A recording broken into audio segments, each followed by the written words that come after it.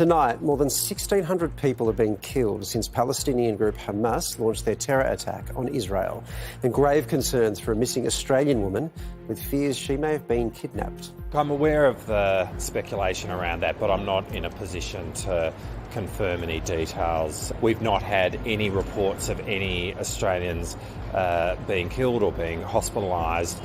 It comes as Israel has declared a complete siege of Gaza, cutting off food, water and power. Authorities say the territory could be on the brink of collapse. The humanitarian situation in Gaza was extremely dire before these hostilities. Now it will only deteriorate exponentially. Israel has launched retaliation strikes by air and sea, which have killed around 700 Palestinians, more than 30 of them children. Hamas will understand that by attacking us, they've made a mistake of historic proportions. We will exact a price that will be remembered by them and Israel's other enemies for decades to come. Hamas, for its part, has responded to the siege, threatening televised executions of Israeli hostages.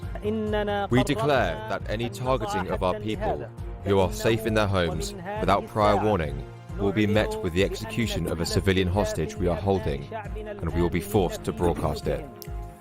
10 News First Europe correspondent John Paul Gonzo is on the ground in Tel Aviv and is with us now.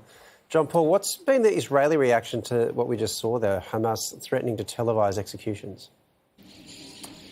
Well, Israel has condemned that threat in the strongest possible terms. The country's foreign minister says that the harming of any hostages is an unforgivable war crime, and a former top military commander has now been appointed to manage the hostage and missing persons crisis here. Exactly how many people are actually still missing is unclear, but what we do know is that some foreigners are among those people. So this is certainly one of the biggest flashpoints here and is going to develop over the next coming days. Meanwhile, the Israeli PM has said this is only the beginning.